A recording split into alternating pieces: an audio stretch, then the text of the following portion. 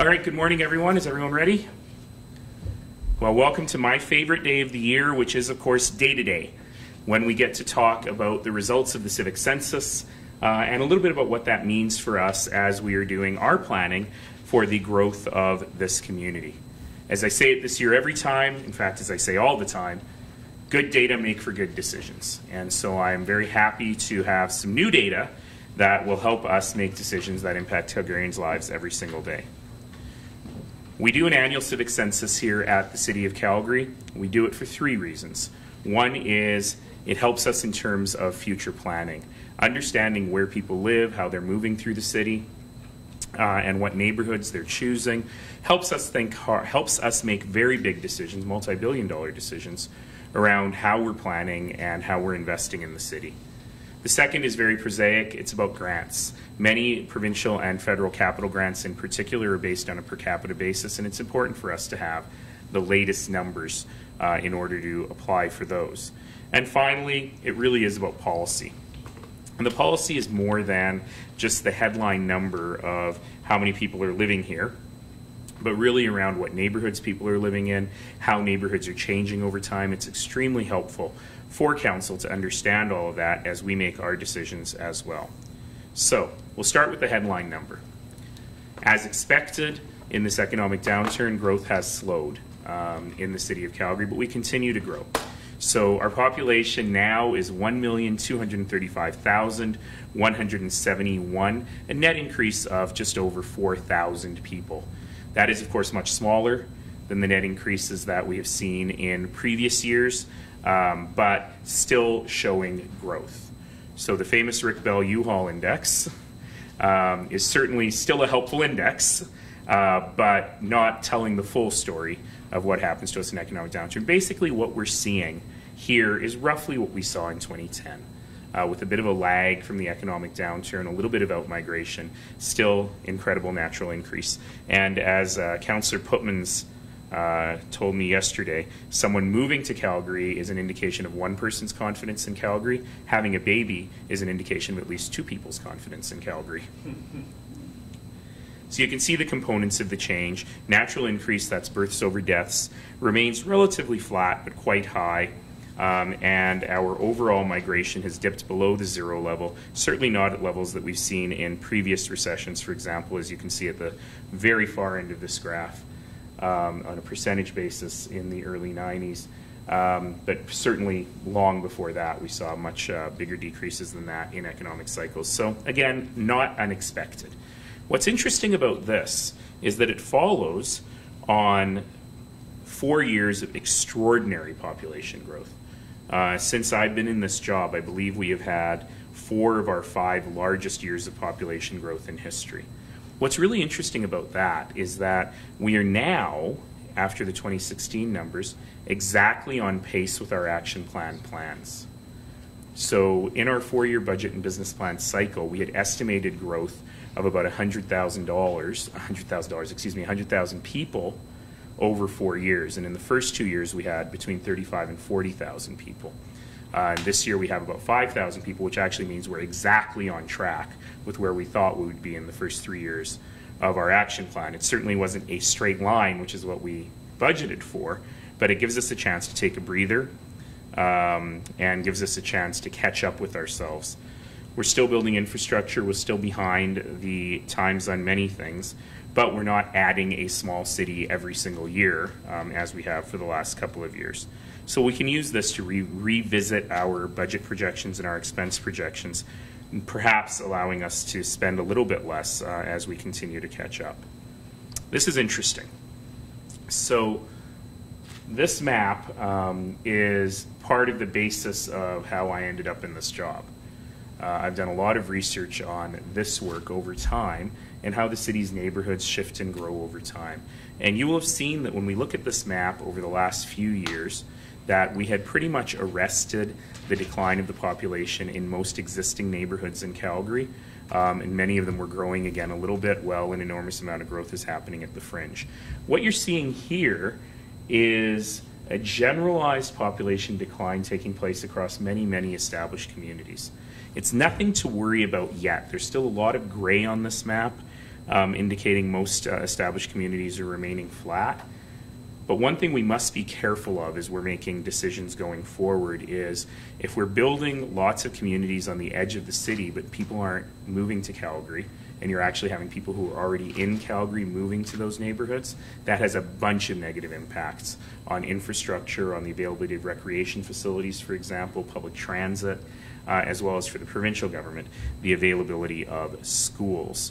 So it would be a bad thing if you're building a whole bunch of schools in a neighborhood that is quickly starting to lose population again. We're not seeing that yet, but it's something that we need to be very, very, very aware of as we move forward and as we make decisions about the growth of the community along the edges. I like to show this age and gender pyramid because it's so very different from other cities in Canada. You know, in most places in Canada, the pyramid doesn't really look much like a pyramid anymore. And here in Calgary, you'll see that our peaks are in the 25 to 44 year range, indicating that a lot of younger workers, people early in their careers are moving to Calgary and staying in Calgary in order to build their careers here. The other interesting thing, by the way, I don't think I have a graph on this, is that we are very, very slowly closing our gender gap. We are starting to have more women and or fewer men and moving back to a more normal gender gap, which is different than we've seen over the course of the last decade or so. The reason this is interesting is if you compare that with Toronto, let's say, 2011, you'll see here that your peak age is getting to your late 40s and then declining beyond there. If you look at Vancouver, you'll see they too have a bulge of younger workers, but their peak age is even older. And so that's actually very good news for Calgary, that we continue to have a very large working population or working age population. It helps us sustain a lot of things we need to do, and also gives us a little more time to think about how to manage the overall aging population and gives us some time to work within our senior-friendly strategy. This is interesting. This is a list of the number of people, or the number of people who are working in Calgary, along with the percentage employed. So you can see that the percentage employed, the employment rate as opposed to the unemployment rate, has dipped only a little bit since 2011. That was surprising to me. The other thing that's interesting is we continue to create jobs in Calgary. So even in this economic downturn, you can see that the difference between 11 and 16 is a difference of, you know, if I'm eyeballing it, about 3/4, 75,000 jobs being created in this economic region in this city. And so even with the economic downturn, we remain an engine of job creation, and that is one of the small bright spots as we're looking through the economic downturn here. Oh, and what's going on here?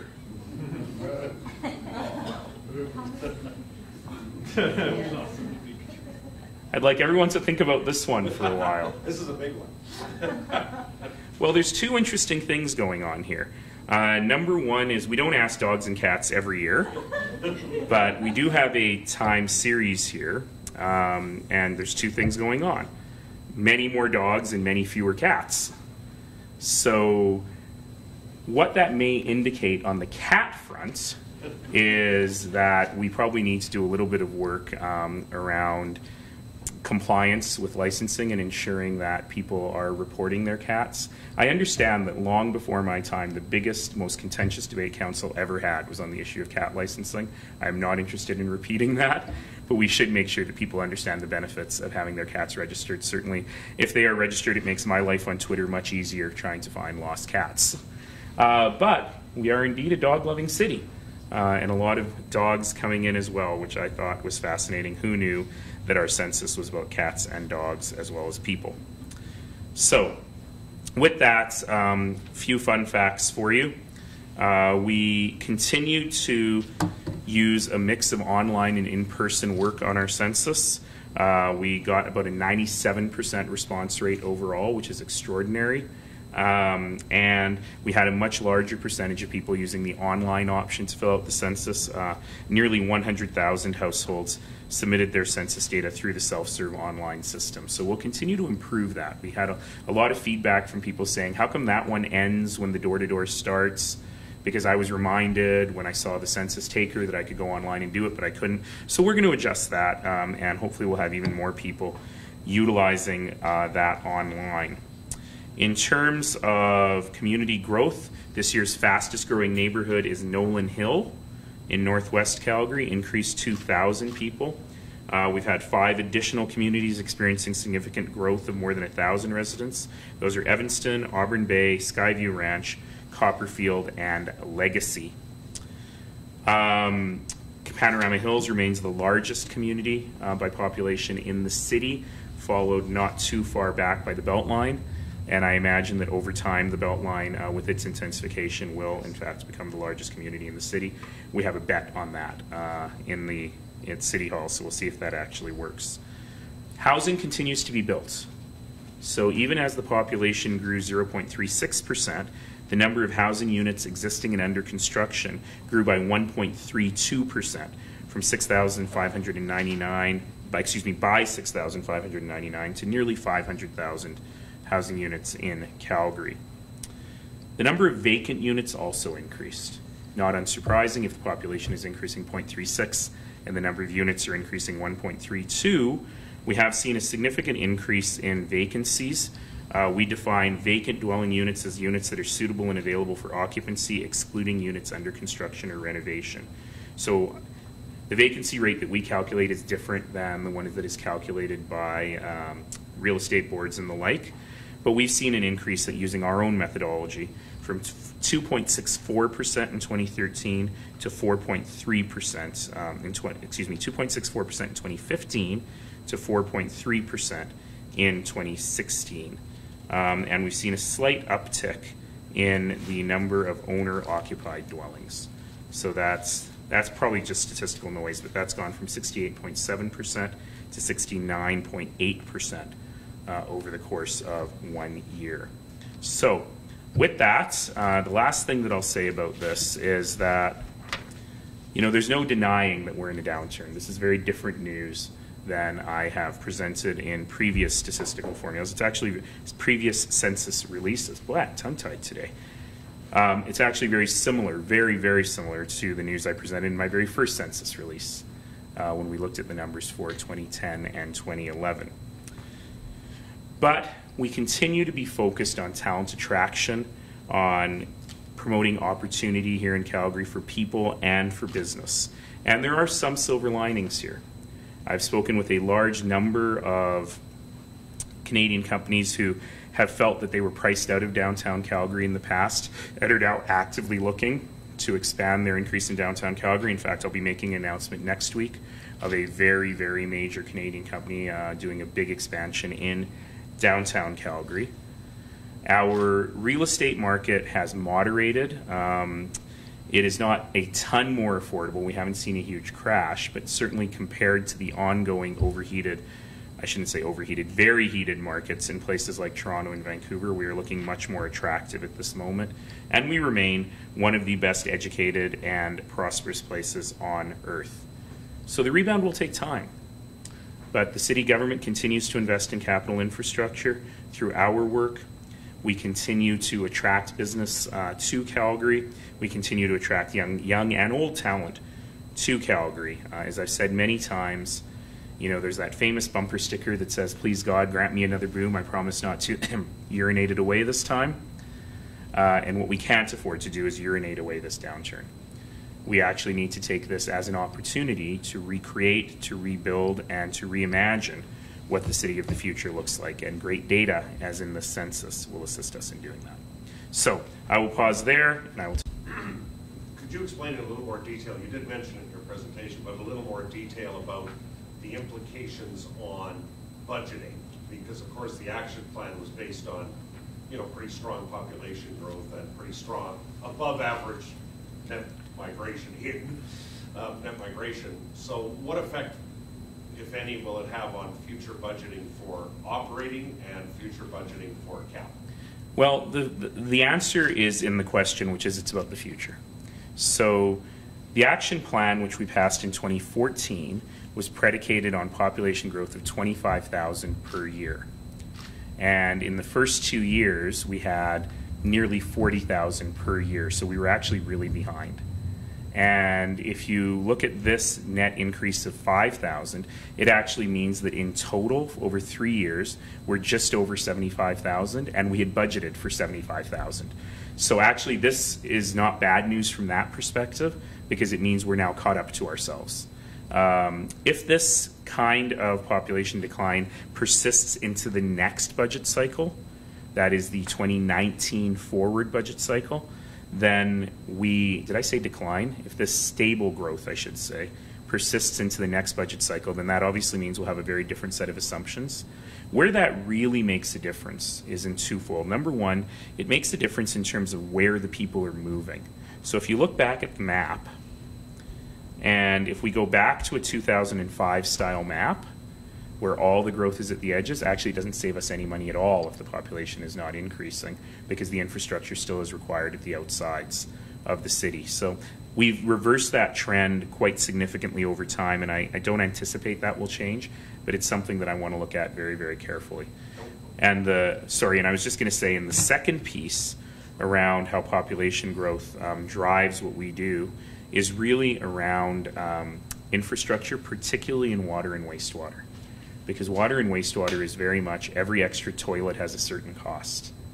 And so if we pull back on our water and wastewater spend, as the population does not grow as much, we'll see a significant change in the city's overall investment portfolio as well as in our overall debt portfolio. How about, just a supplementary, how about on the operating? Because when people read this story or hear this story or see this story, they might say, well, you know, there are people leaving. It shouldn't cost the city so much to operate on a day-to-day basis. So as you know, the structural challenge with the city's budget and how it works with property taxes is fundamentally, depending on the kind of home you live in and the neighborhood you live in, every person moving to the city is actually a net draw on the city. You actually take more in services than you pay in property taxes. And that has always been a bit perverse. It's one of the reasons why I would love to decrease our reliance on the property tax as a part of what we fund. So in fact, the fact that there are fewer people moving here might actually have the ability to moderate the operating budget a little bit, but not as much as you think, because the primary driver of the operating budget is not people but geography. So if I've got a neighborhood, you know, in far northeast Calgary that needs a fire hall, it's actually much better to have more people living in that neighborhood to cover the cost of the fire hall, but I need the fire hall anyway. So it's not like we are running fewer buses or less firefighters or fewer police officers. We still have to cover the same geographic area. Speaking of geography, does this change the planning processes around, say, new developments? Is there going to, do you foresee a change in growing outwards versus growing up, and maybe some attempts at maybe relaxing some of the rules around the growing up portion? There's no question that this, as I said at the very first slide, that these data are very, very important for us as we make exactly those decisions around land supply. We're not there yet, but what I'll be looking at very carefully over the next year, 2 years, even over 5 years, that all the city will be looking at, if I'm lucky enough to still be here, will be very much following those trends carefully. Because if you're running into a world where people are starting to move out of established neighborhoods into new neighborhoods, then you have to be very careful about whether those new neighborhoods are actually being artificially subsidized or taking away from existing neighborhoods where the infrastructure already exists.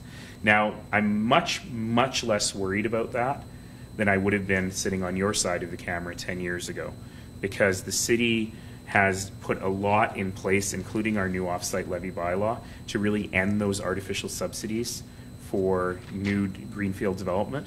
So I anticipate the market will sort this out, because we've now finally got a level playing field and market forces at work.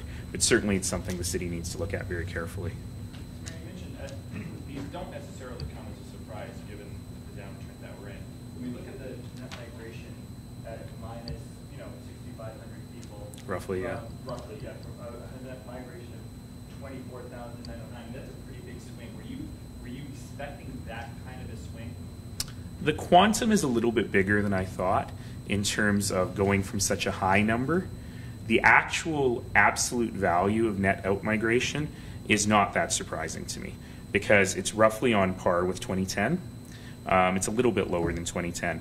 But that is something I was really expecting. But I guess the shocking thing is when you look at the difference between the two, that's where it gets surprising. And when you look at the difference between 09 and 10, it's a much smaller difference.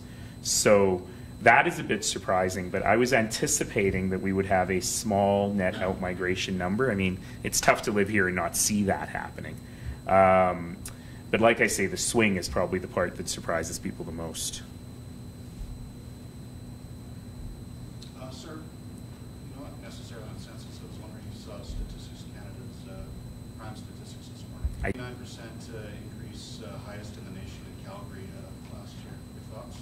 Well, the interesting thing about this is that, and the chief will be able to say, and the commission will be able to say much more about it, but what we've really seen in Calgary is that while our overall crime rates remain still quite low from a long-term perspective, even when you look out a decade or more, what's been interesting, and there's not nothing new in Stats Can because the Calgary Police Commission reported this themselves, is a striking increase in break-and-enters and in theft. And I'd be very interested to know from the Police Commission what they think is driving that, how much of that, for example, might be driven by the absolute fentanyl crisis that we have going on right now, as well as some other issues. I was happy in quotes, I was interested, I guess, to see that our rates of violent crime seem to be well under control, and I think our police service has done a really good job on that. I haven't dug into the details in great detail yet, so I reserve the right to change my mind on that when I go into great detail on it. But I do know from our updates with the police service that we have managed this piece reasonably well on the violent crime side, on getting that bit under control, and we continue to work hard to get it under control. You will have seen that there have been some arrests very, very recently on this stuff. So we continue to work really hard and be focused on that. But the increase in theft, and particularly in break and enter, is concerning, I think, to everyone. Last question, folks. Hi. Can you share thoughts on gender-neutral washrooms in the city of Calgary? Sure. That's really my thought. I think that as a city government, we need to be leaders in ensuring that we include everybody. I was recently at the new Quarry Park recreation facility, and it's very, very interesting because everyone has a private change cubicle for yourself or for your family. The lockers themselves, where you put your clothes away, are out in public with cameras and lots of eyes on them. So it's better for security, but it's also better for inclusion and belonging. I really like that. I think Councillor Pincott is not suggesting a massive retrofit, but he is suggesting we look at gender neutral washrooms for new buildings, and he's also suggesting that in places where we already have private stalls, single stall bathrooms and so on, in the workplace and in public, well, why do they have genders on them if they're single stall anyway? Really, everyone ought to be able to use them, and that seems very logical to me. But fundamentally, this is about helping people feel comfortable. And, like Councillor Pincott, I have heard from people in the transgender community who actually restrict their daily activities. They go out less because they're concerned about the anxiety that they might feel when they're having the very natural need to go to the bathroom. And if there are people in our community who are actually restricting their activities because they don't feel safe or comfortable, then we're not doing a good enough job as a community. And if we can make a small step in that direction, I think that's a very good thing.